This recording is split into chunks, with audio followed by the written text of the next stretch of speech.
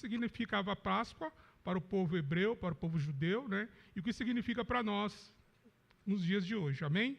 Então a gente vai começar rapidinho, abrir a Bíblia no livro de Êxodo, no capítulo 12. Êxodo, capítulo número 12.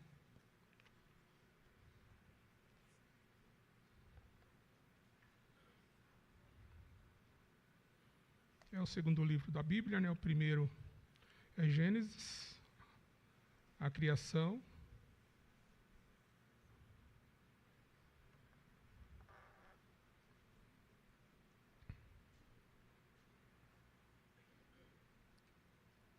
Capítulo 12, verso de número 1.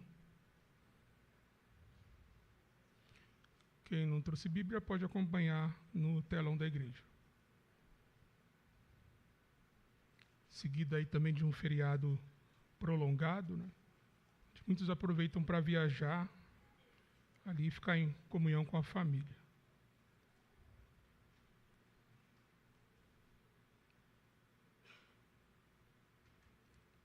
Mas, como diz a palavra, né, há momentos que nós temos que escolher a melhor parte.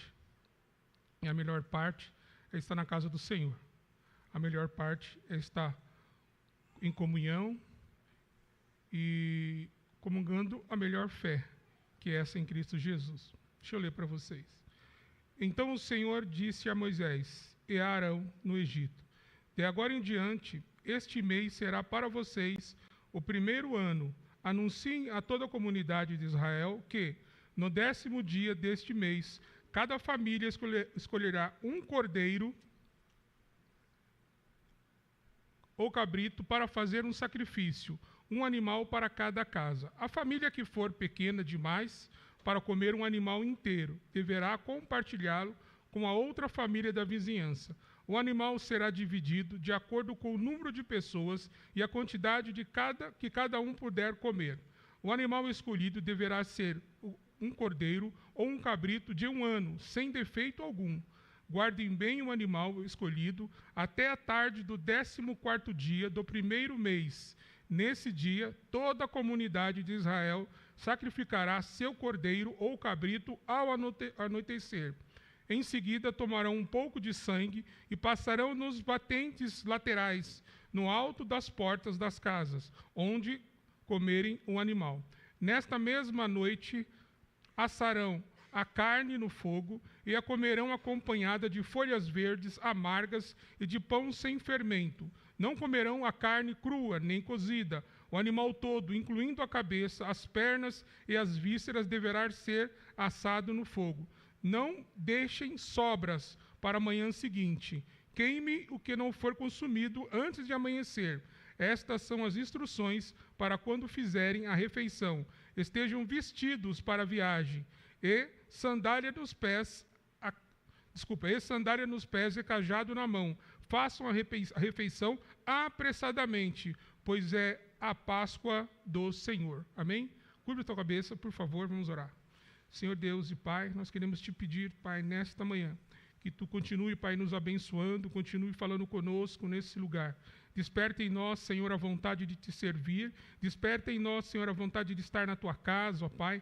Que hoje, Senhor, nós possamos sair daqui abençoados, Senhor, como sempre estamos sendo, ó Deus querido. Derrama sobre nós o teu Espírito Santo, derrama sobre nós o teu querer. Cativa as nossas mentes, ó Pai, somente a ti nesta manhã, Senhor. Que nós possamos esquecer, Pai, por um momento, das nossas dificuldades, dos nossos afazeres do dia a dia, Senhor. Que nós possamos nesta manhã, Pai, somente adorar o seu nome, se prostrar diante de ti, Pai. E nessa data, Senhor, uma data muito especial, Senhor, nós queremos te agradecer, porque nós estamos aqui, Senhor, porque nós estamos vivos, Pai, e através da tua morte, ó Pai, nós chegamos até aqui, Senhor, e através da tua morte, ó Pai, do teu sacrifício vivo, Pai, nossos pecados foram perdoados, as nossas enfermidades foram curadas, nossas feridas foram saradas, ó Pai, e sobre ti, Pai, tu levaste tudo, ó Pai, tudo, em nome de Jesus nós te agradecemos, amém e amém.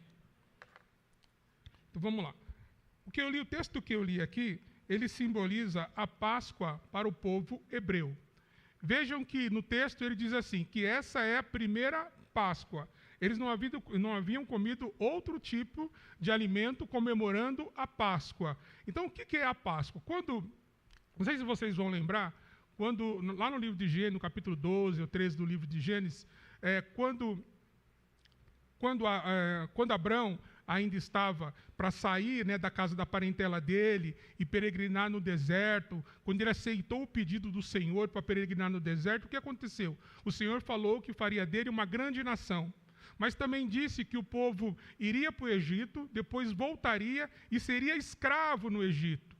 Isso ele já tinha determinado na palavra dele, lá atrás. E aí vocês vão avançando a palavra, vocês conhecem a história de José, o governador do Egito. Quando José morre, entra um outro faraó que não reconhece, antes de José morrer, entrou um outro faraó que não reconheceu José como governador. Então, a partir daí, o povo começou a ser escravo. E essa escravidão durou 435 anos. O povo ficou escravo no Egito todo esse período. Mas a gente começa a entender na Bíblia que existem momentos que acontecem conosco, e existem momentos da Bíblia que são para culminar em outra coisa super importante. São para culminar na vontade de Deus, naquilo que Deus quer. Deus quer que você sofra? Não, de maneira nenhuma. Ele não quer isso. Deus não imputa o mal, já disse várias vezes aqui. Mas o que acontece conosco? Há momentos de provação, há esses momentos na vida, mas saiba que Deus não imputa prova maior do que aquela que você pode suportar. Disso você tem que ter certeza. Ele não faz isso. Ele não imputa prova maior daquela que você pode suportar. Então o povo é levado cativo, porque o povo tinha muito que aprender. Porque quando eles saíram, né, do Egito e foram para o deserto, o que aconteceu lá no deserto? Eles se rebelaram contra Deus.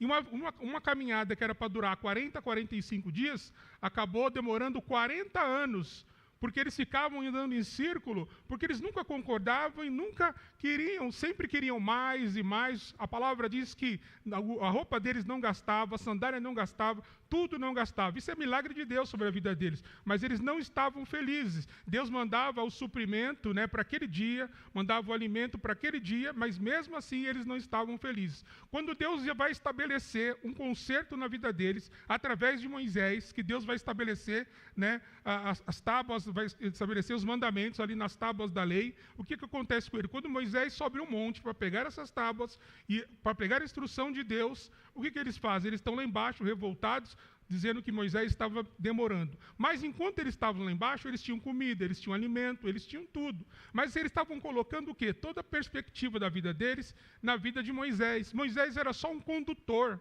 Moisés foi só um instrumento usado por Deus. Nós somos apenas instrumentos usados por Deus. Não devemos nos vangloriar e nem deixar que as pessoas comecem a nos imputar algum adjetivo como Deus ou como Senhor de tudo. Nunca isso. Nós temos que nos humilhar diante de Deus para que o nome dele seja glorificado. Então eles colocaram toda a perspectiva em Moisés. Eu entendo que ele era um líder, eu entendo isso, mas eles também tinham que entender que quem tirou eles do Egito foi Deus, através de Moisés, sim, mas se tivesse só Moisés e não existisse Deus, nada disso ia acontecer. Então eles ficaram rebeldes, foram indo, até que diz a palavra que somente a terceira geração, a segunda geração, entrou na terra prometida, porque todos os demais, abaixo de 40 anos, morreram. Eles morreram.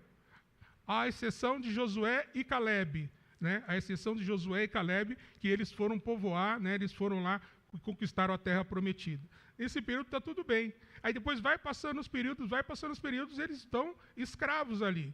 Está difícil para eles aquela vida no Egito.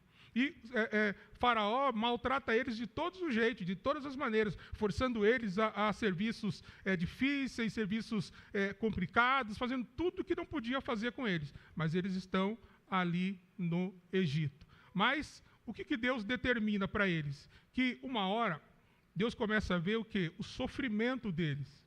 E eles começam a pedir misericórdia para Deus. Começam a pedir para Deus intervir na vida deles, junto a Faraó, que era muito poderoso. Então eles não tinham como fazer isso sozinhos.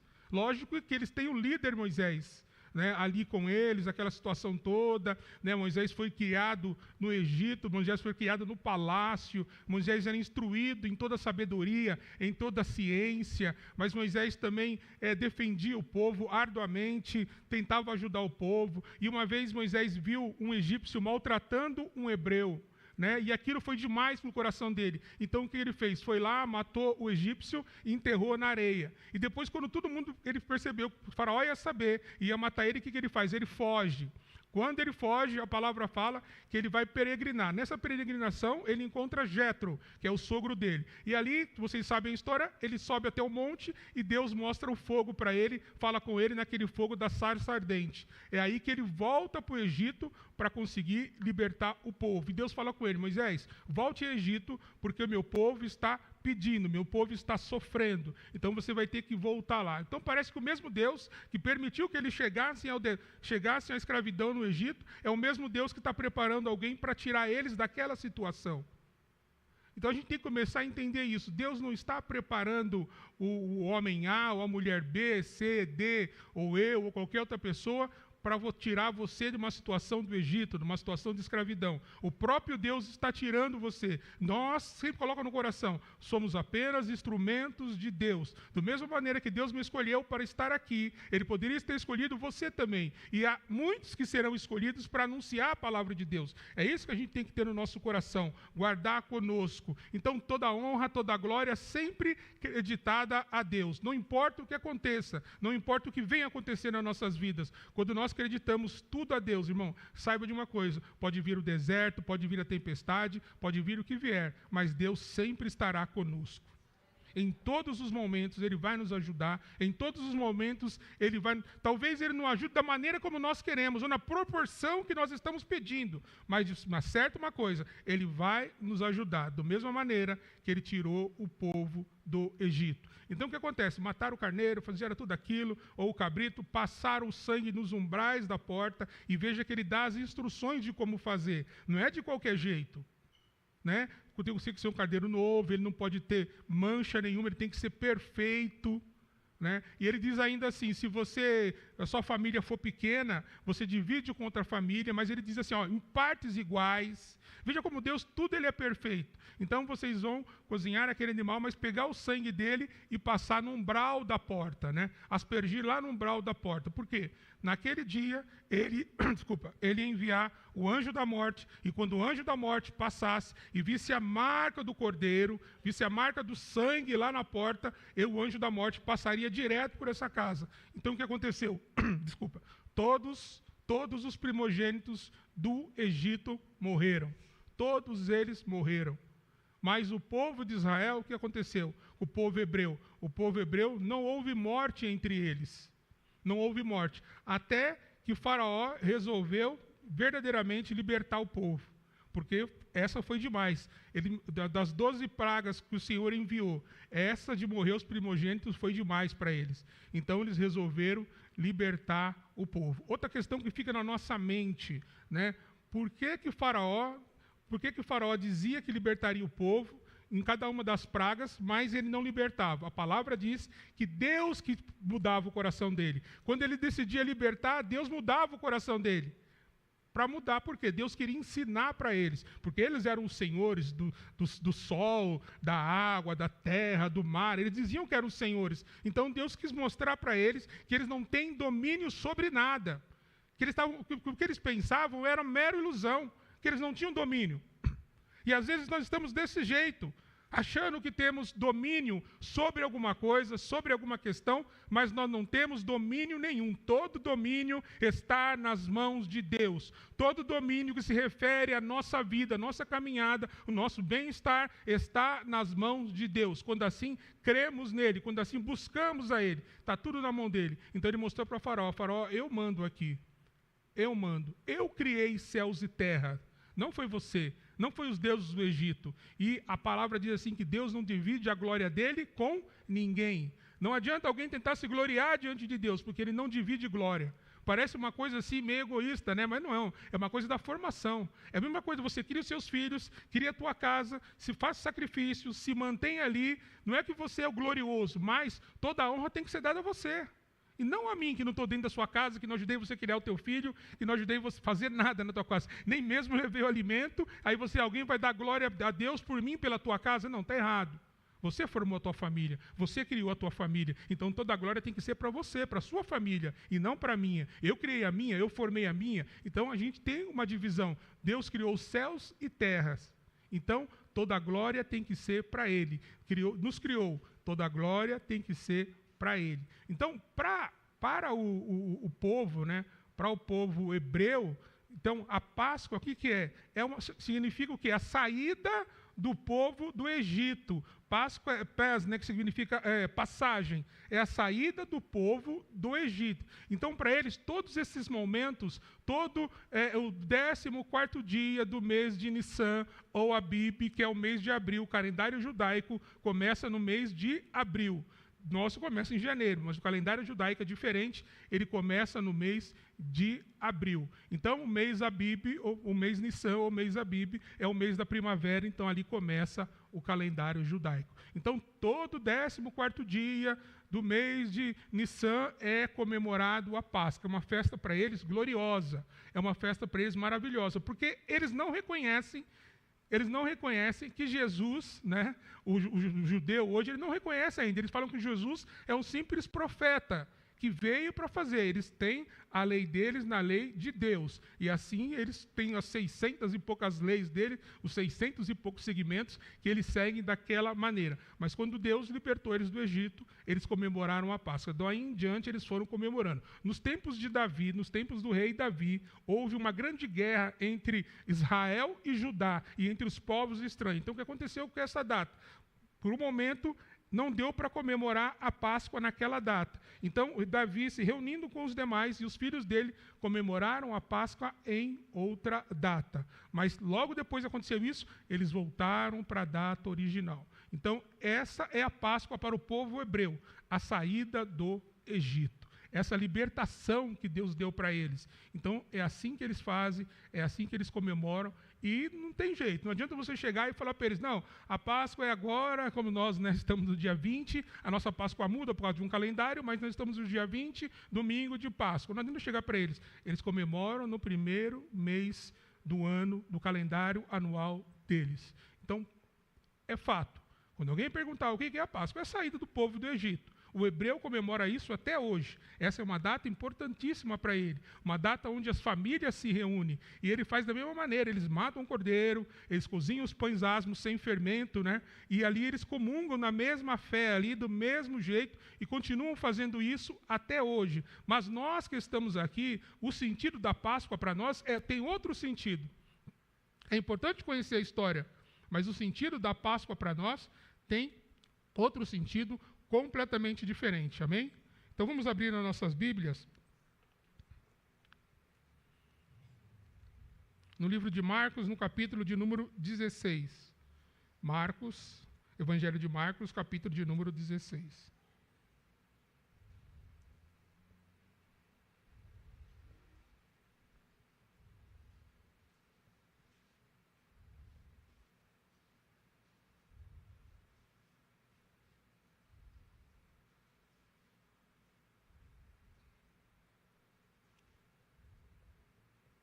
Amém? Vou ler outro texto para vocês, né? Depois a gente vai fazer uma junção dos dois e chegar a um discernimento. Ao entardecer, no dia seguinte, terminado o sábado, Maria Madalena, Maria, mãe de Tiago, e Salomé foram comprar especiarias para ungir o corpo de Jesus. No domingo de manhã, bem cedo, ao nascer do sol, elas foram ao túmulo. No caminho, perguntavam umas às outras: quem removerá para nós a pedra da entrada do túmulo? Mas, quando chegaram, foram verificar e viram que a pedra, que era muito grande, já havia sido removida. Ao entrarem no túmulo, viram um jovem vestido de branco, sentado ao lado direito. ficaram assustadas, mas ele disse: não tenho medo, vocês procuram Jesus de Nazaré, que foi crucificado. Ele não está aqui, ressuscitou. Vejam, este é o lugar onde haviam colocado o seu corpo. Agora vão e digam aos discípulos, incluindo Pedro, que Jesus vai adiante deles à Galileia. Vocês o verão lá, como eles lhe disse. Trêmulas e desnorteadas, as mulheres fugiram do túmulo, ou do sepulcro, e não disseram coisa alguma a ninguém, pois estavam assustadas demais. Quando Jesus ressuscitou dos mortos, no domingo de manhã, bem cedo, a primeira pessoa que viu foi Maria Madalena, a mulher de quem ele havia expulsado 7 demônios. Ela foi aos discípulos que lamentavam e choravam, e contou o que havia acontecido. Quando ela disse que Jesus estava vivo e que eu tinha visto, eles não acreditaram. Depois Jesus apareceu em outra forma a 2 dos seguidores, enquanto iam de Jerusalém para o campo. Voltaram correndo para contar aos outros, mas eles não acreditaram. Mais tarde, quando os 11 discípulos comiam, Jesus lhes apareceu. Ele os repreendeu por sua incredulidade obstinada, pois se recusaram a crer naqueles o que tinham visto depois da ressurreição. Jesus lhes disse: vão ao mundo inteiro e anunciem as boas novas a todos. Quem crer e for batizado será salvo, mas quem se recusar a crer será condenado. Os seguintes sinais acompanharão aqueles que creem. Em meu nome expulsarão demônios, falarão em novas línguas, pegarão em serpentes sem correr o perigo. Se beberem algo venenoso, não lhes fará mal, e colocarão as mãos sobre os enfermos e eles serão curados. Quando o Senhor Jesus acabou de falar com eles, foi levado para o céu e sentou-se à direita de Deus. Os discípulos foram a toda parte e anunciavam a mensagem. E o Senhor cooperava com eles, confirmando-os com muitos sinais. Amém? Então, o que simboliza a Páscoa para nós? A Páscoa para nós é a morte do Senhor e a ressurreição.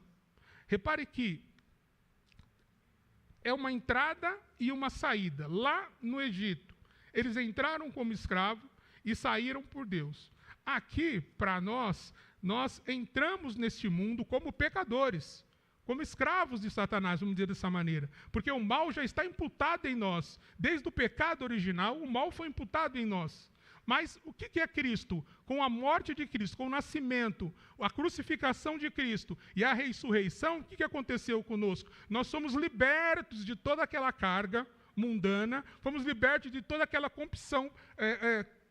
concupiscência pecaminosa, e estamos em quem? Estamos em Cristo agora. A palavra diz que nós somos enxertados do quê? Na videira verdadeira. Quando nós lemos o texto de Marcos, veja o que acontece, uma coisa bem interessante. Quando as mulheres viram Jesus, o que elas fazem? Jesus manda, quando as mulheres viram o anjo do Senhor, vamos dizer assim, o anjo do Senhor sentado no sepulcro, e disse para ela que era para elas ir comunicarem aos demais, a palavra fala que elas estavam tão desorientadas e desnorteadas que elas não falaram a ninguém. Era para elas falarem, mas elas não falaram, porque para elas aquela visão foi demais. Para elas o Cristo não está ali, porque elas estavam levando as especiarias para o quê? Para ungir o corpo de Jesus, porque era assim que faziam no passado. Não era uma coisa assim de pegar, o Jesus ia ficar num sepulcro que o Sidney, acho que o pastor Sidney pregou aqui, falando de José de Arimateia e Nicodemos, não foi isso? Cadê o Sidney? Foi, né? José de Arimateia e Nicodemos foi aqueles que deram, o José de Arimateia deu o túmulo e Nicodemos deu uma quantidade enorme em dinheiro para poder sepultar Jesus ali. Quando elas chegam, que não vem Jesus, porque é domingo, 3º dia após a morte do Senhor. Ele ressuscitou, mas não está mais ali, porque ele saiu para cumprir aquilo que o Pai determinou para ele. Mas a gente chegar de frente e encontrar uma situação que nós não esperamos ou não esperávamos encontrar, causa todo um temor em nós, causa todo um apavor em nós. Nós também ficamos desorientados, nós também ficamos confusos, porque muitas vezes nós determinamos a nossa vida que ela ocorra de uma maneira. Minha vida vai correr assim, assim, assado. Quando foge do nosso controle, o que acontece? A gente fica desnorteado, a gente fica desesperado. A gente não sabe o que fazer. Embora eles soubessem, a palavra já tinha dito para eles que ao 3º dia ele ressuscitaria. Só que talvez eles não prestaram atenção que esse terceiro dia já era o domingo. Domingo pela manhã. Talvez eles pensavam em chegar lá e ungir o corpo de Jesus, aquela coisa toda, né? Untar, que fala, né? O corpo de Jesus, aquela coisa toda. Quando chegaram lá, ficaram desnorteadas. Eu não vejo motivo para criticá-las. Eu vejo motivo para a gente se enquadrar, às vezes, na palavra. Quando as coisas saem do nosso controle, quando as coisas fogem aquilo que nós já criamos, que nós já determinamos, que nós estabelecemos, nós ficamos o quê? Desesperados, desnorteados. E agora? Quem vai nos ajudar? E agora, quem vai nos socorrer? E agora, quem vai estender a mão para nós? A gente chega em determinadas ocasiões da vida, irmão, que a gente olha assim e fala, não tem saída. E Jesus falou para elas, vai e conta aos demais. Mas nem isso elas conseguiram fazer. Mas quando Jesus saiu, né? Quando Jesus saiu, e ele foi caminhando, né, em corpo físico ainda, não espírito, em corpo físico ainda. Quem que ele encontra? Ele encontra Maria Madalena, aquela que ele havia expulsado 7 demônios. E ele diz para ela, vai lá e conta para os outros. Conta para os outros o que está acontecendo. Repare que o que aquela mulher tinha, uma possessão, né, 7 demônios, quando Jesus libertou aquela mulher, o que acontece? Você vê que ela se transformou realmente. Aquela libertação trouxe vida para ela. Aquela libertação trouxe algo relevante para a vida dela, mudou completamente a vida dela. Quando a gente está assim, numa situação difícil, não estou falando só endemoniado, não estou falando só assim, numa situação difícil, que a gente não consegue se libertar daquela situação, nós ficamos aflitos, desesperados, choramos e não sabemos o que fazer, o que acontece? Nós temos que clamar, por quê? Pelo nome de Jesus.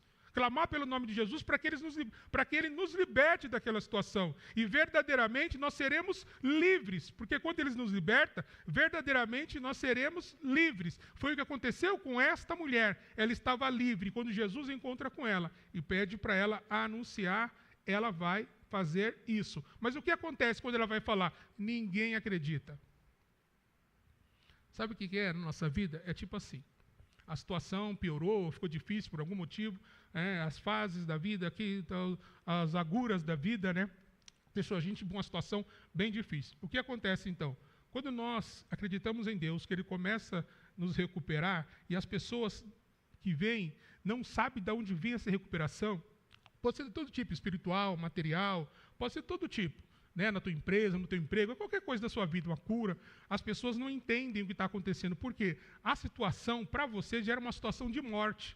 Morte, que eu digo, é perder tudo. E a situação para as pessoas também, que estão ao teu redor, são uma situação de morte. Então, o que acontece? Elas não conseguem compreender, elas não conseguem entender o milagre de Jesus na tua vida. Elas não conseguem entender, elas não sabem como aquilo deu uma volta, aquilo que estava assim totalmente perdido, que você olhava, que a gente olhava e não via solução, dá uma volta tremenda e as pessoas não entendem. No caso deles aqui, eles conheciam as Escrituras, principalmente os discípulos. Eles conheciam as Escrituras. E eles sabiam que ele ia ressurgir e ressuscitar ao terceiro dia. Mas quando realmente, uma coisa é falar, uma coisa é a princípio acreditar. Mas quando nós vemos de verdade, quando as pessoas olham de verdade, o que está acontecendo, é que, volto a dizer, ninguém acredita. Eles não acreditaram. Não acreditaram.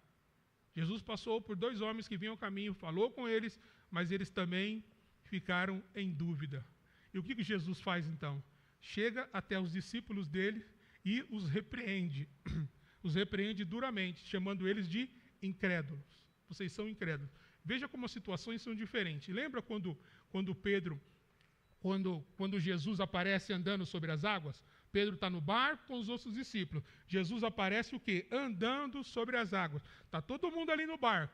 Só que ninguém tem coragem de fazer nada. Ninguém tem coragem de dar uma palavra. Acharam que era um fantasma. Não, é um fantasma, tal. Não, é Jesus que está vindo. Aí Pedro fala assim, sim, é tu, Senhor. Deixa-me ir contigo. Não é assim que Pedro fala? Deixa-me ir contigo. Então Pedro desce do barco e vai andando sobre as águas. Mas Pedro olha os fatores externos da vida. Ele olha para o vento, olha para as montanhas, ele olha pela corrente que vai acontecer, ele pensa que vai afogar, então o que ele faz? A palavra diz que ele vai afundando. E Jesus o pega pela mão direita e diz para ele que ele é de pouca fé. Presta atenção, para nós isso é um ensinamento. E para os outros que não tiveram a coragem de sair do barco? Fala para mim. Não tiveram coragem. Pedro era um induto, um homem sem conhecimento nenhum. Mas Pedro tinha um espírito que renovava. Pedro tinha um espírito que conseguia enxergar que ele era o Filho de Deus. Mas dá medo. Por quê? Há situações que a gente olha e como que essa situação está acontecendo, como isso está se resolvendo, a gente não consegue entender. Os demais olharam e Pedro também olhou e falou, eu falei, deixa-me ir contigo. Ele falou, vem Pedro. Então Pedro está caminhando sobre as águas, é um fator assim que a gente fica assim, sei lá, tenso. A gente não sabe o que é, falou, não é possível. Talvez quando ele afundou, o Senhor pegou na mão dele e falou que ele é um homem de pouca fé, os demais falaram assim, tá vendo? Ninguém mandou ele ser exibido e ele querer andar com Jesus. Agora está aí afundando. Mas a palavra fala que ele caminhou e depois ele afundou. Então assim, quem não tem coragem, irmão, vai sempre se espantar com o que Deus vai fazer na tua vida. Vai sempre se espantar. A gente tem que arriscar na vida, é lógico. E depois de uma determinada idade, passar um tempo, você tem que ser o quê? Você tem que ser tolhido, você tem que ficar ali, tamanha, tal, começar a ver a sua idade, está acontecendo, tá? Hoje eu tenho 55 anos. Quando eu tinha 30, eu pensava de um jeito. Quando eu fui ungido pastor com 34 anos, eu pensava de um jeito. Quando eu dirigia uma igreja de 200 pessoas, eu pensava diferente também. Eu achava que podia fazer tudo. Eu era o cara que ficava de dia, de manhã, de noite na igreja, eu era o cara que fazia telhado, eu era o cara que fazia isso, fazia aquilo. É uma igreja totalmente próspera, capaz de pagar, mas eu fazia isso, fazia aquilo, porque eu estava ali, assim, mergulhado naquilo. Hoje, às vezes eu vejo um obreiro na porta, né? Não estou falando daqui especificamente, aí nas igrejas que eu congreguei, eu vejo o cara reclamando, mas só ficam na porta, que não sei o quê, que não sei o quê, que não sei o quê. Quando eu, já sendo pastor, eu era o último a sair da igreja, porque existia o meu pastor, uma ascensão maior pastor, que era o responsável geral. Então, eu ficava até ele ir embora. Aí, às vezes, o diácono estava lá para fechar a porta, eu falava, você pode ir, que eu vou ficar aqui esperando o pastor. Então, hoje, não é um privilégio, é uma escala eclesiástica. Aí depois, quando você alcança aquilo, não há necessidade mais de eu ficar na porta. Pastor, explica isso, porque na Bíblia não diz isso. Na Bíblia diz sim. O que acontecia quando se instituiu a Santa Ceia? Quem servia a Santa Ceia? Eram os discípulos, eles serviam a Santa Ceia. E também as mulheres, né, serviam a Santa Ceia. Mas o que o Senhor falou? O Senhor instituiu o quê? Homens, instituiu diáconos para fazer esse papel, para que os demais, os discípulos, pudessem pregar a palavra. Então, se eu estou aqui hoje, não estou falando de mim em si, no geral, é porque eu já fiz um outro trabalho. Não que se precisar eu volto a fazer, mas hoje em dia não tem mais. Então a gente tem que fazer o quê? A gente tem que entender, mas as pessoas não entendem nada da sua vida. Você está no emprego e você está falando, Senhor, eu preciso mudar, eu preciso conseguir ganhar mais, eu tenho os objetivos, eu tenho os meus sonhos, eu tenho as minhas expectativas. Senhor, o que eu faço? Né? Aí você resolve arriscar. Aí as pessoas falam para você, não faz isso não, hein? É melhor, acreditado, né? O pessoal fala, melhor um passarinho na mão do que dois voando. Olha, não vai ser que você é um cara jovem. Você é uma pessoa jovem, você é uma mulher jovem. Você tem essas condições, vai em frente. Deus é contigo, igreja. Vai em frente, a minha empresa parece que está caminhando por uma situação ruim.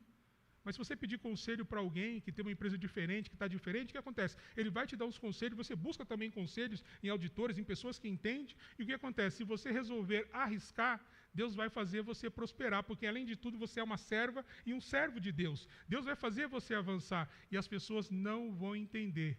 Eu tenho uma profecia para falar para vocês nesta manhã. Muitas coisas que vão acontecer na vida de vocês, na parte que vocês vão subir degraus, vai ter um upgrade na vida de vocês, as pessoas não vão acreditar, porque elas não estavam esperando isso de você. Em todas as fases, sentimental, casamento, amorosa, com filhos, empresa, trabalho, as pessoas não vão acreditar. Você percebe que aí é bom? Assim, entre aspas, é bom? Porque mostra o quê? A glória de Deus. Você tem que fazer, glória a Deus. Mostra a glória de Deus. Porque a pessoa vai olhar e falar, aquele camarada ali é crente. Crente que eu falo que crê em Jesus Cristo, né? Aquele camarada ali é crente. E estava afundado.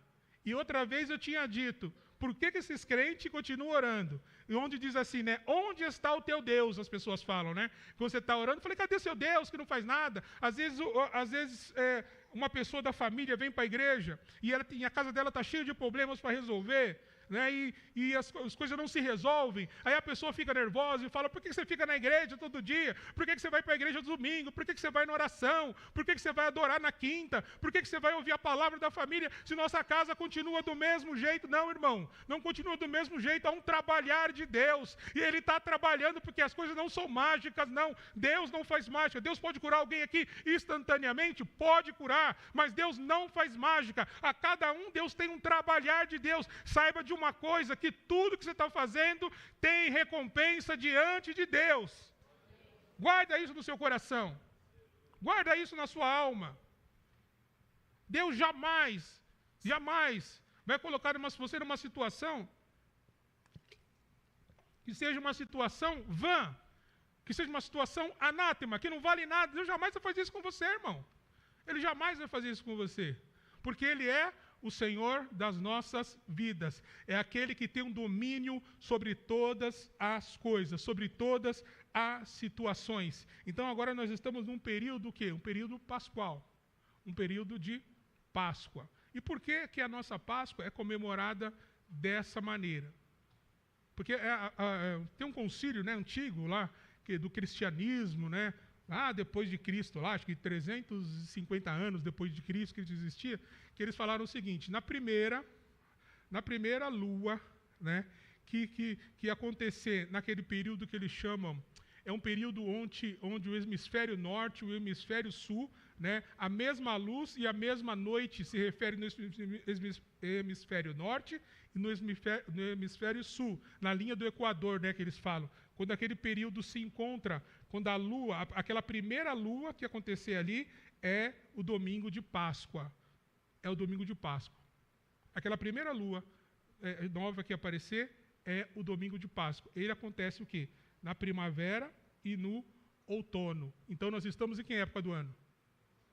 Nós estamos no outono. Ele acontece na primavera para o outono.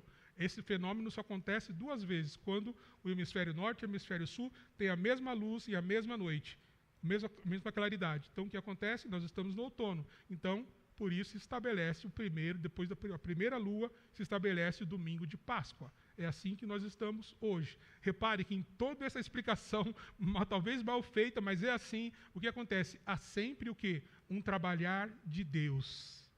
Quem criou os céus e a terra? Deus. Quem que faz essas coisas acontecerem? Deus. Então, em toda a nossa vida, até mesmo na Páscoa, existe um trabalhar de Deus. Os homens que criaram isso foram homens instruídos por Deus. Eles são só, volto a dizer, instrumentos de Deus. Tudo há um trabalhar de Deus. Na tua vida há um trabalhar de Deus. A gente pensa que não tem importância. Todos os domingos são importantes, mas há datas na nossa vida que têm uma extrema importância. Hoje nós estamos aqui porque Cristo morreu na cruz e ressuscitou ao terceiro dia. E Ele caminha, está no meio de nós, através hoje da figura do Espírito Santo. Lá no passado, o que ele fazia? Ele andava no meio do povo. Depois que ele ressuscitou, antes de ascender ao céu, como eu li aqui, ele andava no meio do povo. Muitos vinham, mas muitos não creram. Muitos não creram. A palavra diz, concernente, que quando Jesus morreu na cruz do Calvário, a palavra diz que muitas sepulturas se abriram e muitos dos mortos saíram andando na cidade. E muitos viram isso. Mas a gente não fala disso, porque não se refere a nós, não. Muitos dos mortos saíram da sepultura e muitos o viram passar. Mas essa pessoa aí, mas ela... sei lá, era uma pessoa que falava lá, que era do templo, lá não sei de quem, lá, e o que essa pessoa está fazendo aqui se ela já morreu? Né? Não é nada fantasmagórico, não. Não é nada disso. É o poder de Deus. A palavra diz, quando o Senhor expirou na cruz, o véu que separava rasgou, e a terra estremeceu. é o poder de Deus sobre as nossas vidas. Vai estremecer, irmão. Aquela situação que parece que não arrumava, que não se consertava, ela vai estremecer nas nossas vidas. As pessoas olharão e falando, isso é poder de Deus. Então, irmão, às vezes perceba que Deus trabalha de uma maneira que o nome dele seja glorificado através da nossa vida. É isso que ele faz. Quando o apóstolo Paulo fala assim, pode ser que nós sejamos divididos ou usados como espólio. E o que é espólio? Aquilo que se divide. Pode ser que nós não vamos nos dividir, né? Ou vai haver alguma dificuldade para o nome de Deus ser glorificado. E é isso que está acontecendo hoje, irmão. Não pense que a tua luta, não pense que a tua aprovação é em vão. O nome de Deus vai ser glorificado. O nome do Senhor vai ser exposto e glorificado na tua vida. As pessoas vão olhar lá na tua empresa, lá no teu trabalho, lá dentro da tua casa, lá na sua dificuldade, e vão falar, o nome de Deus foi glorificado. Porque lá vai. Uma vez o cara falou, por que vocês oram tanto? Eu lembro que uma vez, meu pai, quando estava desviado, né, a palavra certa é essa, desviado, longe dos caminhos do Senhor, né, mas ele sempre foi um evangelista de Deus, um pregador da palavra, mas, sei lá, se desviou, né, achou melhor fazer isso. Mas minha mãe continuou firme ali na igreja, firme, firme. E quando minha mãe voltava da igreja, meu pai dizia assim, por que você vai à igreja? Nada está se resolvendo. Engraçado, para um cara que pregava a palavra, para um cara que evangelizava, ele era bom no evangelismo, e bom na pregação da palavra, por que uma pessoa agora pensa isso? Sabe por quê? Quer que eu fale a verdade para vocês? Ela deixou de acreditar? Não, ela conheceu a palavra, ela está endemoniada. Essa é a verdade. Ah, pastor, mas é o seu pai, irmão. Para.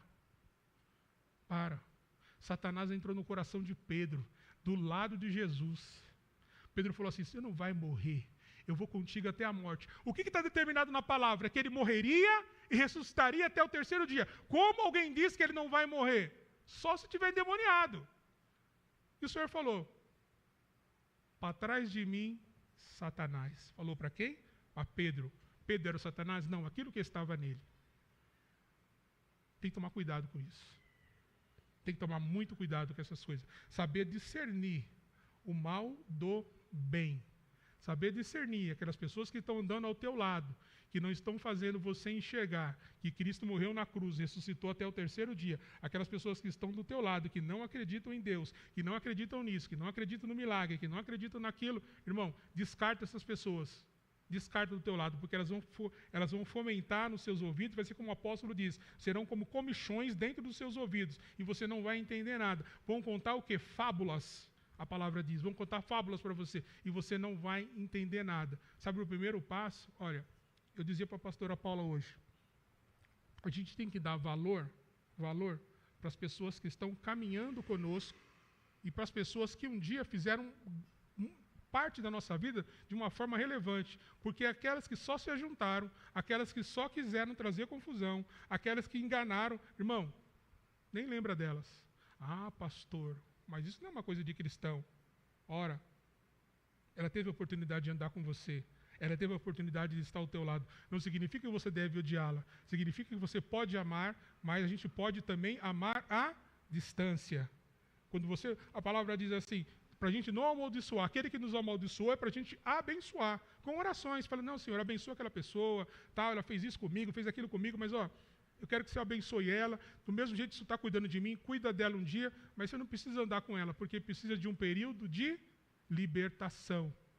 Saiba disso, aquela pessoa precisa de um período de libertação. Enquanto você estiver achando dó dela, ai, coitadinha, ai, coitadinha, ai, coitadinha, irmão, a verdade é essa. O diabo está falando, continua falando coitadinha, porque quando você fala coitadinha, eu vou agindo mais na vida dela e colocando você dentro de um turbilhão, que é a vida dela. Então, começa a dar assim, valor para as pessoas que estão do teu lado. E começa a amar as outras e pedir para que Deus abençoe elas. Mas começa a dar esse valor. Irmão, quem não dá valor para quem está do lado dele, não serve para estar do teu lado. Concorda comigo? Não serve. Se eu não dou valor para minha esposa, não adianta eu estar do lado dela. Está aqui o sobrinho do Sidney, o Igor, né? E a cunhada dele, sei lá como fala, né? Camila, não, falando que o que é parentesco, né? Se o Igor não dá valor para Camila, por que valeu? Mas sinal que ele deu valor, porque olha o nenenzinho que nasceu aí. Ó. É assim que funciona, irmão. Se a gente não dá valor para quem está do nosso lado, a família, os irmãos, tem que dar valor para quem está... entre irmãos, há contenda. Entre a minha família, há contenda. Mas eu dou valor... Um dia falaram assim para mim, você tem muitos irmãos... Assim, eu tenho 5, né? Você tem muitos irmãos, mas seus irmãos assim são desunidos, não sei o quê, briga com você. Eu falei igual Jesus falou. Quando Maria, a mãe de Jesus, estava do lado da cruz, né? Que ela estava falando do filho, Jesus, olha a sua mãe. Aí ele falou assim, falou para Pedro, né? Falou para Pedro, olha a sua mãe aí, cuida dela você. Mas ele não quis dizer para desprezar ela. Ele quis dizer o quê? Que a família dele era todos nós. A minha família são vocês. A nossa família são os irmãos em Cristo. Tirando a minha família, né? A verdadeira família, na verdade, o pastor Sidney e a pastora Fabiana já ensinou, que é o pai, a mãe e os filhos, né? Essa é a verdadeira família, né? Já ensinaram isso nos casais. Mas aqueles que são irmãos, então só falo, mas nós que estamos aqui em comunhão somos uma família. Compartilhamos da mesma situação, compartilhamos do mesmo credo, do mesmo entendimento. Nós somos uma família. Lembra que eu falei? A comunhão traz o quê? A comunhão traz bênção para nossas vidas. A comunhão traz paz para nossas vidas. A comunhão faz com que Jesus olhe para nós de uma forma diferente, irmão. A gente está dando valor para coisas... Agora, vamos falar de situações. A gente está dando valor para coisas que não tem nada a ver. Nada a ver. Quando eu tinha 18, 19 anos, que eu sonhava em ter um carro, e sonhava em trocar as rodas do carro e tal, e fazer aquilo tudo. Hoje, irmão, eu ando na rua, a gente sonha em ter carros melhores, diferentes, quando a gente passa, vê uma Porsche, né? Quem não tem vontade de ter uma Porsche? Todo mundo passa, mas hoje, irmão, aquilo já não é mais prioridade na sua vida. A sua prioridade é manter a sua família abrigada e segura, e manter o nome de Deus sendo glorificado na tua vida. Essa é a sua prioridade hoje. Se não dá para comprar se em vez de comprar, se você tem uma casa para comprar, confortável para a sua família, mas aí faz escolha, mas eu já tenho uma casa, mas aí eu compro um Porsche ou abençoo a minha família, irmão, abençoa a sua família. Ué. Esses bens vão e vai. Todos os bens. Mas alguém mora dentro de um carro aqui? Não dá para morar. Tem gente que mora, eu já conheci gente que morou. Mas, mora muito mal dentro de um carro. Então a gente tem que começar a olhar de uma forma diferente. Se Cristo morreu na cruz, eu não posso ser mais aquela pessoa excluída. Maria Madalena deixou de ser excluída para ser incluída no hall de mulheres que fizeram aquilo que Cristo mandou. Nós somos libertos do pecado. Nós somos libertos de toda e qualquer maldição. Quando alguém, independente da crença de alguém, quando alguém vem dizer para você, você está debaixo de uma maldição hereditária. Falar engraçado, né? Porque Cristo morreu na cruz para quê? Cristo morreu na cruz para me continuar debaixo dessa maldição.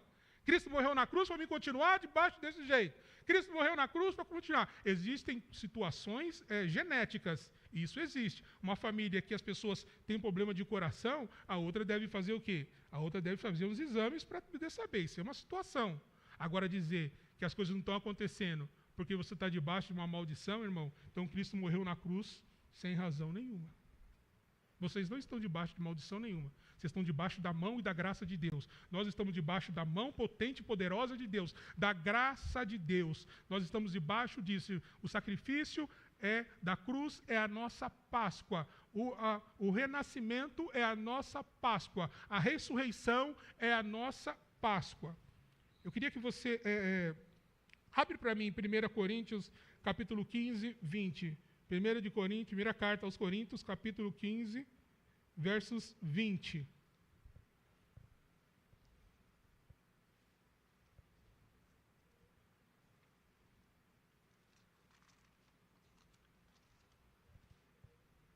Estou correndo, tá, irmão? Por causa da apresentação das crianças, tá?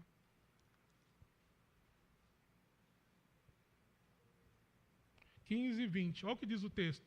Mas Cristo, de fato, ressuscitou dos mortos. Ele é o primeiro fruto da colheita de todos que adormeceram. Mas, realmente, Cristo ressuscitou dos mortos. Olha o 15 o que eu falei, filho? Não, 15 e 20, 15 e 55. Acho que foi isso que eu falei, 15 e 55. Olha o que diz o texto. Coloca no 54 para mim, só para mim explicar para eles. 54. Volta um. Diz assim, ó morte. Desculpa. Então, 54. Então, quando o nosso corpo mortal tiver sido transformado em corpo imortal, se cumprirá a passagem das Escrituras que diz: ó morte, a morte foi engolida na vitória. Ou 55, ó morte, onde está a sua vitória? Ó morte, onde está o seu aguilhão? Que para o apóstolo Paulo é pecado. Nós sabemos o que é aguilhão, aquela coisa pontuda que conduz o boi, certo? Quando ele está meio rebelde, a gente dá uma pontadinha nele, né, assim, e ele é conduzido. Ora, o pecado é o aguilhão da morte que nos fere. A lei é o que torna o pecado mais forte, mas a graça de Deus, que nos dá vitória sobre o pecado e sobre a morte por meio do nosso Senhor Jesus Cristo. Portanto, meus amados irmãos, sejam fortes e firmes, trabalhem sempre para o Senhor com entusiasmo, pois vocês sabem que nada do que fazem para o Senhor é inútil. Você está vindo aqui hoje, irmão? Não é em vão. Você vem à igreja todos os dias? Não é em vão. Você vem adorar o Deus? Não é em vão. Não é inútil. Tudo que você está fazendo pelo Senhor tem uma recompensa. Não é uma troca. Mas a gente tem que ser recompensado por aquilo que a gente faz, que adora o nome do Senhor. A tua comunhão na tua casa, a tua comunhão na igreja, o teu participar, a tua vinda, a tua caridade, ela tem parte em Cristo Jesus. Para terminar, coloca aí Apocalipse, que eu falei para você, deve ser o 24 ou 21:4. Qual que eu falei para você? Apocalipse, está no mercado da minha Bíblia. Ou 4, alguma coisa, sei lá. Mas eu vou achar que eu marquei na minha Bíblia. Achou?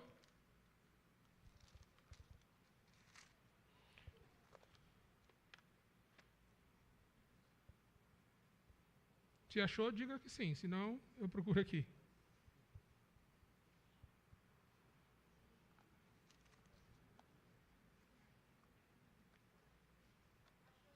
Achou?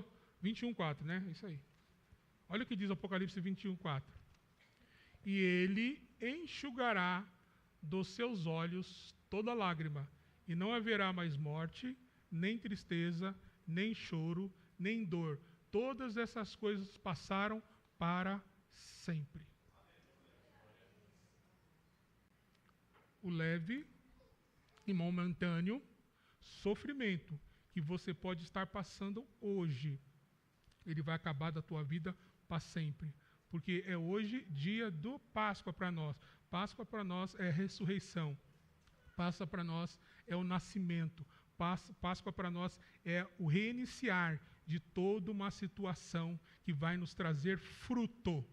Então eu quero declarar sobre as nossas vidas, sobre a tua vida, que a morte de cruz e a ressurreição de Cristo trouxe vida, trouxe paz. E um dia o choro vai acabar, irmão. Um dia o ranger de dentes vai acabar. Um dia Deus vai enxugar dos nossos olhos toda lágrima, e tudo isso vai se passar. Traz para os seus dias que você está vivendo hoje, irmão. Deus é capaz de enxugar as nossas lágrimas do dia para a noite. Deus é capaz de fazer como diz a palavra do Senhor. O choro dura uma noite inteira, mas a alegria vem pela manhã. Aqueles que creem em Cristo Jesus, Ele ressuscitou no domingo de manhã. A alegria começou a reinar a partir daquele dia, porque se cumpriu a promessa da cruz. A promessa da cruz se cumpriu em nossas vidas. E enquanto nós não formos morar com Cristo nos ares, enquanto isso não acontecer, enquanto o nosso corpo não for transformado num corpo imortal, irmão, enquanto nós estivermos aqui na terra, tenha certeza, Cristo vai cuidar de nós, Cristo vai nos proteger, Cristo vai invadir a nossa casa, a nossa família, os nossos filhos, seja onde eles estiverem, seja no credo que eles estiverem. Cristo, enquanto você estiver aqui, Cristo vai vai visitar a tua casa. Enquanto você está aqui, Cristo está visitando o teu trabalho, está visitando a tua empresa. Irmão, quando você chegar de manhã, na segunda ou na terça, no teu trabalho, que você falou, poxa, sexta-feira foi um dia legal, sexta-feira é o tipo começo, o final da semana, o começo da outra semana. Então, é um período que a pessoa vai descansar, ou sábado, ou domingo, não sei que período que é, mas você fala assim, nossa, tem tantos problemas lá para resolver, que quando eu chegar segunda-feira eu vou ficar sufocado. Irmão, saiba que no dia de hoje, Cristo está visitando lá o teu trabalho, visitando lá a tua empresa, visitando a tua casa, visitando aquilo que precisa visitar, e você vai ter uma surpresa da parte de Deus. Você vai ter uma surpresa da parte de Deus.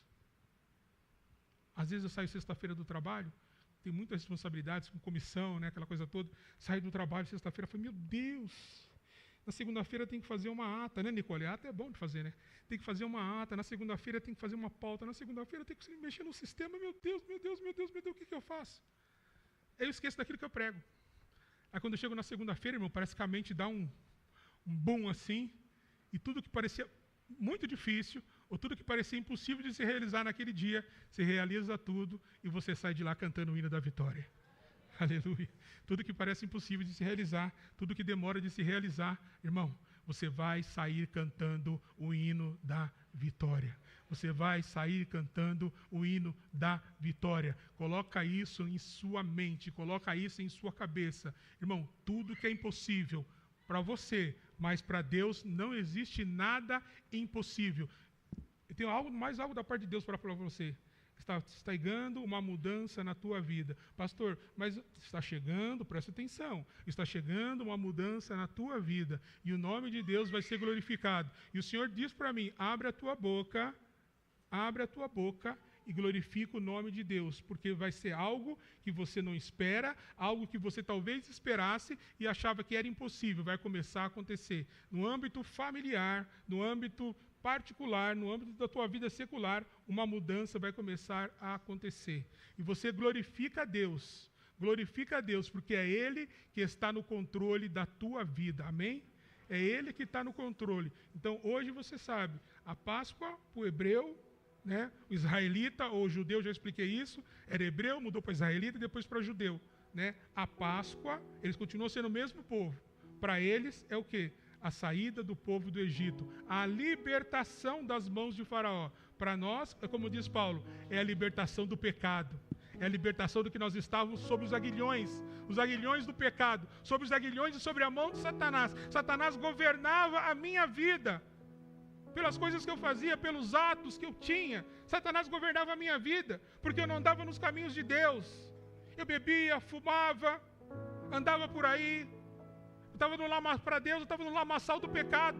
Foi quando o que Deus fez? Quando Deus me resgatou e eu aceitei Ele de todo o meu coração, quando eu aceitei a Jesus, Ele me resgatou de toda essa situação. Um dia eu disse para Deus assim, Senhor, eu sempre trabalhei, mas aos 19 anos fiquei desempregado. 19 anos fiquei desempregado. E eu comecei a servir o Senhor de verdade nessa época, 18, 19 anos, pós o quartel, né, não servi. Comecei a servir o Senhor nessa época. E servi ali, servi o Senhor, tal. E trabalhei numa lanchonete na estação da FEPASA, depois trabalhei no escritório de contabilidade, aquela coisa toda, né? Aí eu falei, Senhor, sabe o que eu quero? Eu quero um emprego. Eu não era casado. Eu quero emprego onde o Senhor me dê uma família, uma mulher de honra, bonita, filhos bonitos, saudáveis, e um emprego que eu nunca mais tenha que me preocupar se a porta vai fechar ou não. Deus me deu uma família, me deu filhos maravilhosos e me deu emprego. Faz 36 anos que eu trabalho na USP. 36. Do dia que eu pedi, demorou um ano e Deus me deu esse emprego. E todo dia, irmão, já falei para vocês, antes de colocar o meu ponto eletrônico, eu glorifico a Deus. Tem gente que amaldiçoa, não gosto dessa USP, essa USP é isso, esse governo é isso, esse governo é aquilo outro. Aí eu digo para ele assim, esse carro que você comprou foi da onde? De que dinheiro foi? E essa casa bonita que você tem, de que dinheiro foi? E essas roupas que você está usando? E o colégio dos seus filhos? Tem gente até que o filho já estuda lá, porque estudava tem um colégio chamado Aplicação. A pessoa estudava lá num colégio muito conceituado dentro da USP, depois a pessoa prestou e passou na universidade, que é algo bem difícil, né? Aí o cara fala assim, e seu filho está estudando da onde? Aí o cara olha para mim e fala assim, isso é verídico. É, né? Falei, não é nada, irmão. É a USP. É o trabalho que Deus te deu ali. Não importa se é a USP, se é White Martins, nem existe mais, né? Se é Asa Promovere, se é o emprego que você trabalha. Foi Deus que te deu. Foi Deus que colocou na tua mão. É de lá que Deus prepara o seu sustento. É de lá que Deus dá o teu abrigo, irmão. Glorifica a Deus. Pode estar ruim hoje, mas Deus falou aqui, haverá uma mudança de vida. Haverá uma mudança de rumo. Haverá uma mudança de situação sobre a tua vida. Creia nisso em nome de Jesus. A Páscoa simboliza para nós um novo renascimento, um batismo, uma fé em Cristo. Hoje nós estamos seguros pela graça de Deus. Vamos colocar de pé em nome de Jesus. Oh, aleluia. Pode louvar. Pode louvar, preparar as crianças. Aleluia. Eu vou descer, tá?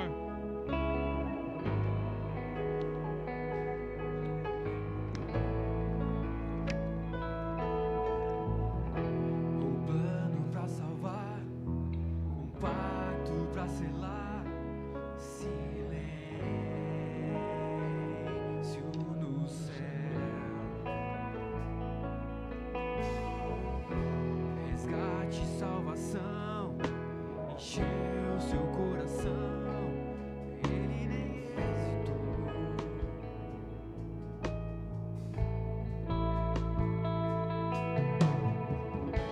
No palco do amor, o autor anunciou a vida é salvação.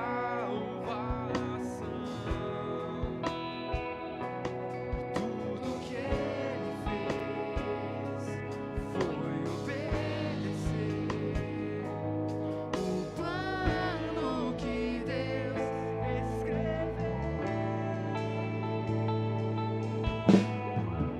E quando a minha história parecia ter chegado ao fim, a sua graça me alcançou.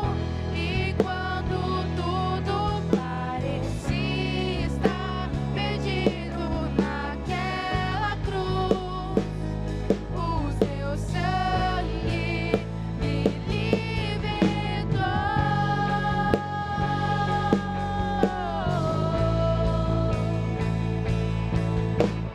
Jesus, o plano perfeito, mistério da graça que me transformou.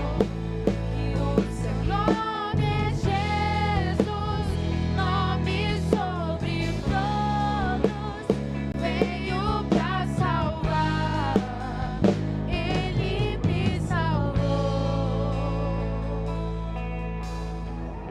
Ele pagou o preço da minha salvação. Ele pagou o preço da minha salvação. Ele pagou o preço da minha salvação. Ele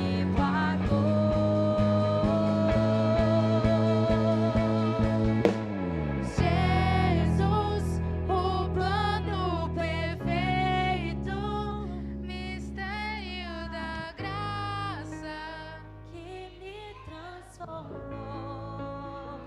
O seu nome é Jesus, nome sobre veio pra salvar, ele me salvou. Aplauda o nome dele. Aleluia. Amém? A paz do Senhor para a igreja. A gente vai fazer duas pequenas apresentações. Primeiro a gente vai fazer com os menorzinhos. Então vou pedir para vocês ajudarem aí, incentivarem os nossos pequeninos. Depois a gente vai fazer a dos nossos maiores do juvenil, tá bom?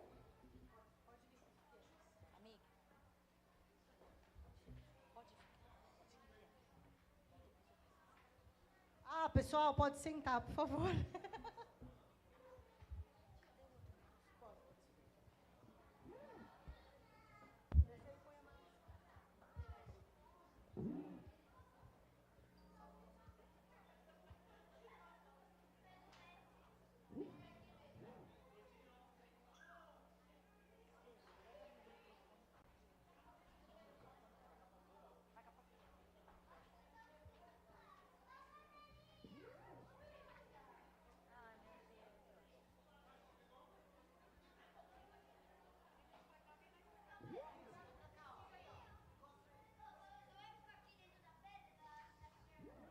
Obrigada, Fê.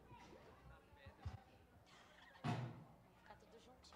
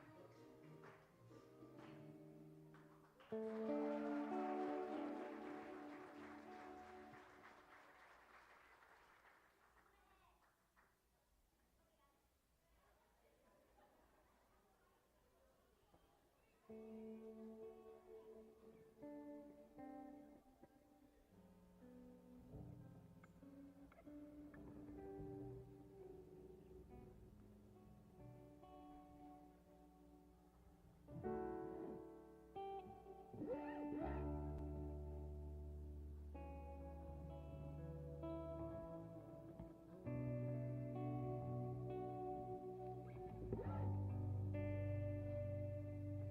Jesus.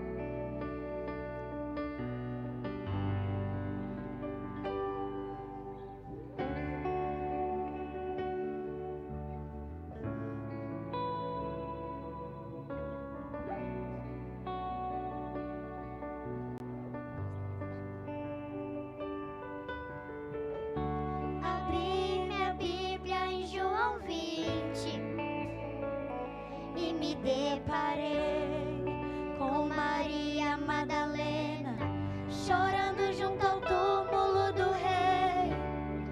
Ela levanta sua cabeça, enxugando suas lágrimas, seus olhos ela abriu. E aonde está o corpo do mestre? 2 anjos Maria viu, e eles lhe perguntaram: Maria, por que choras? E ela respondeu: é que ali estava o corpo do meu menino Jesus, só que o corpo dele desapareceu.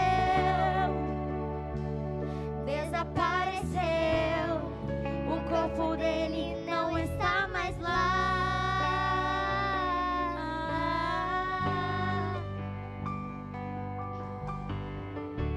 Então Maria se voltar para trás, creio eu, já disposta a ir embora. É quando Yeshua aparece e lhe pergunta: Maria, por que choras? Maria, por que me busca? Maria, faça-me o favor, não me procure entre os mortos, porque vivo eu estou. Vai lá e avisa aos seus irmãos, para eles começarem Maria a sorrir. Fala para eles que ainda não acabou, diga que a morte eu venci. Então Maria, sem perder tempo, foi em direção aos discípulos. Ela correu e ao chegar lá disse assim: senta todo mundo aí, porque eu vou contar o que aconteceu. A terra estremeceu, o sepulcro se abriu, e nada vencerá seu grande amor. Pode ficar em pé, igreja. Adora o Senhor conosco, porque Ele vive, ressuscitou, Ele venceu pra sempre,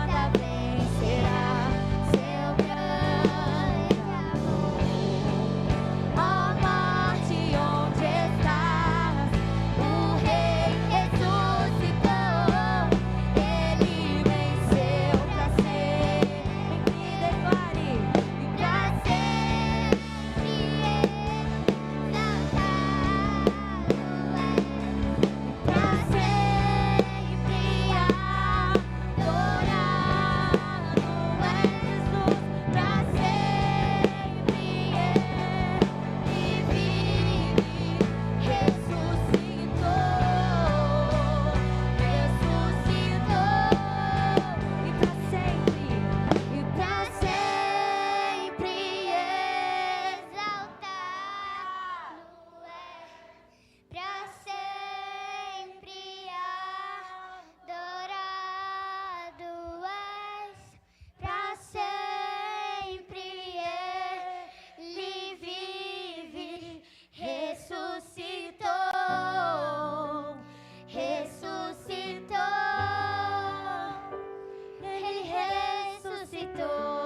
do Senhor. Aleluia!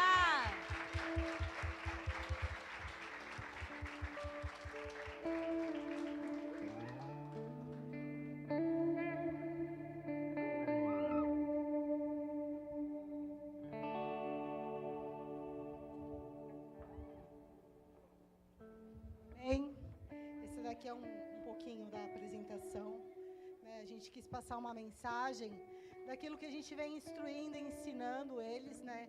O verdadeiro valor, o verdadeiro sentido, a verdadeira importância, né, da Páscoa. Muitas vezes Eles, muitos, às vezes, não sabem nem o que é. Às vezes fala é o vinho, é o coelho, o chocolate. Mas a verdadeira Páscoa é o Cristo, né?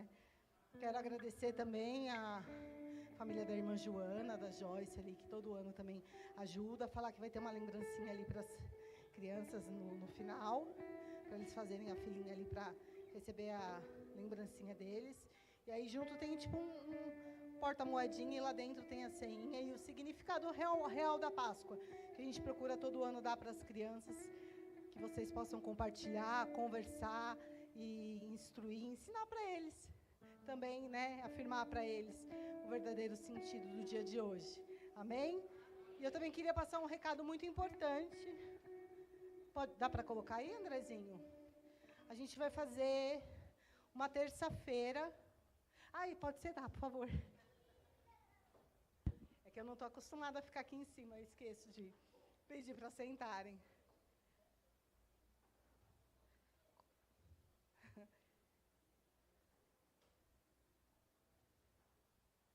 Eu quero pedir um recado muito, muito importante para os pais. Eu preciso muito de vocês.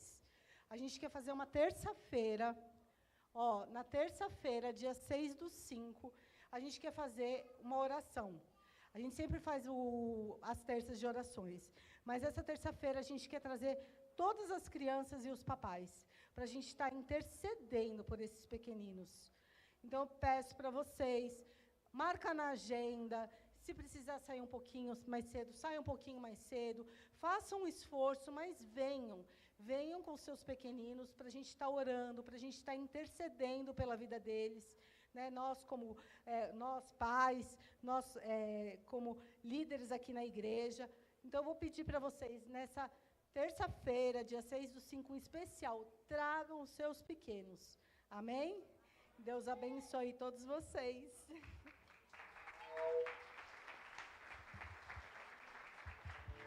Glória a Deus, nós já vamos encerrar.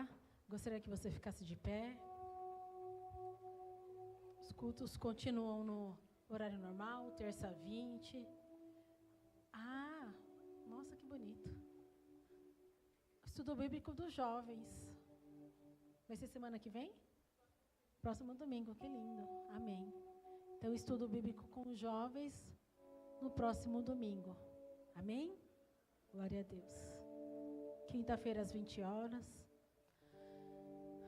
Venha ser uma bênção para sua casa, para a igreja, por onde você passar. Amém? Senhor, nos leve em paz e segurança. Repreende, Senhor, a fúria do maligno sobre as nossas vidas, os nossos queridos. Meu Deus, em nome de Jesus, nos acompanha com a Tua graça, com o Teu poder. Nós agradecemos a Ti, Senhor, por cada irmão que está aqui presente. Agradecemos pelas tias da escolinha que fizeram uma apresentação linda, pelos louvores. Meu Deus, agradecemos pelas mães das crianças que trouxeram elas aqui ao Teu louvor, Senhor, à Tua casa. Eu te peço, meu Deus, em nome de Jesus, nos dê uma semana de vitória. Nos dê um final de domingo abençoado, Senhor. Que nós possamos gravar em nossos corações o sentido da Páscoa. Que nós possamos partilhar dessa comunhão todos os dias, até que o Senhor venha. Que o amor de Deus, a graça e as doces consolações do Espírito Santo do Senhor estejam com todos